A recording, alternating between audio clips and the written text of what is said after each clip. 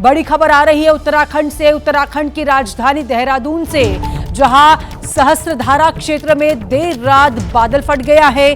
बादल फटने से बड़े पैमाने पर नुकसान होने की खबर भी आ रही है।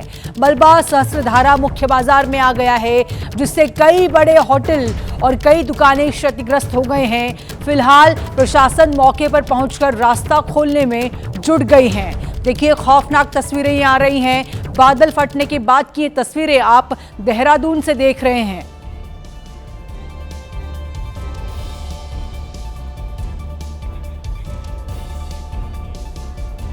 तो देखिए तस्वीरें फिर से देहरादून से, जहां पर राहत बचाव का काम लगातार जारी है, लेकिन देर रात उत्तराखंड की राजधानी देहरादून में बादल फट गया, जहां सहस्त्रधारा क्षेत्र में ये देर रात ये घटना हुई है।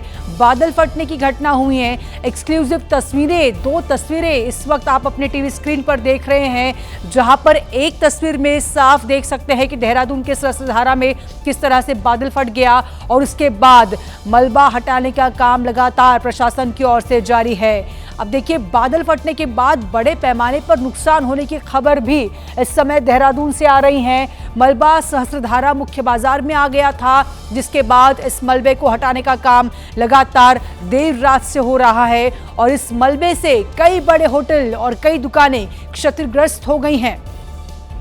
फिलहाल प्रशासन मौके पर पहुंच गई है, रास्ता खोलने में जुट गई है। रास्ता खोलने का काम लगातार जारी है। जो लोगों को नुकसान हुआ है, जो वहां के स्थानीय लोग हैं, उनको भी मदद कार्य पहुंचाने का काम लगातार प्रशासन की ओर से हो रहा है। कई बड़े होटल्स, कई बड़े दुकानें और कुछ घर भी इसमें शामिल है, जिसको क्षति पहुंची है। तो लगातार ये तस्वीरें आप अपने टेलीविजन स्क्रीन पर देख रहे हैं। एबीपी न्यूज पर ये एक्सक्लूसिव तस्वीरें, बड़ी खबर है ये। उत्तराखंड की राजधानी देहरादून से बड़ी खबर आ रही है, जहां पर सहस्त्रधारा क्षेत्र में देर रात बादल फट गया। बादल फटने के बाद की ये दो तस्वीरें हैं। एक तस्वीर में दिख रहा है कि बादल फटा, उसके बाद किस तरह से तबाही आई है इस इलाके में, और बादल फटने की वजह से किस तरह से बड़े पैमाने पर नुकसान होने की खबर भी इस समय आ रही है। हमारे साथ हमारे संवाददाता दानिश इस समय देहरादून से दानिश खान जुड़ चुके हैं, सीधा उनका रुख करेंगे। दानिश, बहुत बड़ी खबर है, क्या अपडेट? देखिए, शुरू में मैं बता दूं, रात 11:30-12 बजे का ये हादसा है, जिस वक्त ये बादल फटने जैसी घटना हुई है जी। और यहाँ सहस्त्रधारा में लगभग 3 से 4 ऐसे बड़े होटल हैं जो क्षतिग्रस्त हुए हैं, और लगभग 7 से 8 ऐसी दुकानें हैं जो पूरी तरह से नष्ट हो गई हैं, और अभी भी हालात बेकाबू है। वहां पर एसडीआरएफ, एनडीआरएफ की टीम मौके पर मौजूद है, जो लगातार लोगों की सहायता कर रही है। 100 से ज्यादा लोगों को वहां से रेस्क्यू करके स्थानीय लोगों ने ही सुरक्षित जगहों पर पहुंचा है।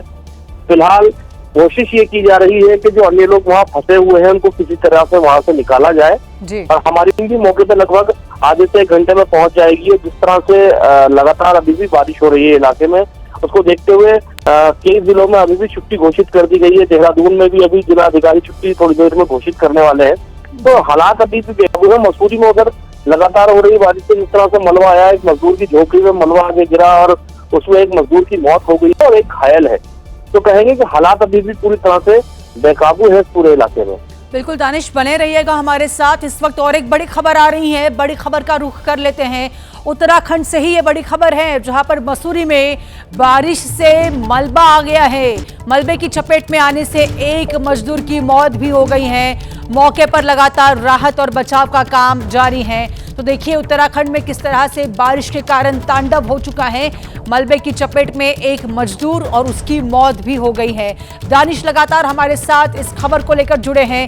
दानिश, देखिए, एक मजदूर की मौत भी यहाँ पर हो गई है।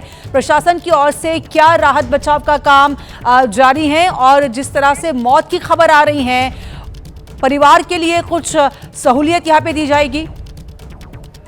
देखिए, सुरभि मैं आपको बता दूं, देर रात की घटना है और अभी सुबह के 6 बजे है। अभी सबसे पहला काम यही किया जा रहा है प्रशासन की ओर से कि किसी तरह से जो है लोगों को सुरक्षित जगहों पर पहुंचाया जाए। फिलहाल मजदूर की मौत को लेकर के सूचना सामने आई है, और जो लोग घायल है उन्हें अस्पताल में भर्ती कराया गया है, क्योंकि मसूरी एक तरह से कहेंगे सख्त भारी बारिश से जूझ रहा है। तो पूरी कोशिश की जा रही है कि सबसे पहले जो लोग वहां पर फंसे हैं उनको किसी तरह से बाहर निकाला जाए, उसके बाद ही आगे कुछ किया जा सकता है। एसडीआरएफ, एनडीआरएफ सबको तैनात किया जाए। करके वहाँ पर काम कर बिल्कुल। रही है। और जिस जी। तरह हालात है, उसमें सबसे पहला काम यही है शासन प्रशासन का, जो लोग घायल हैं, जो लोग फंसे हुए हैं, उनको बाहर निकाला जाए। बिल्कुल दानिश, बहुत बहुत शुक्रिया तमाम जानकारी के लिए। तो देखिए किस तरह से उत्तराखंड में बारिश का कहर लगातार जारी है, जिसके कारण नुकसान की खबर और नुकसान की तस्वीरें हम आपको दिखा रहे हैं।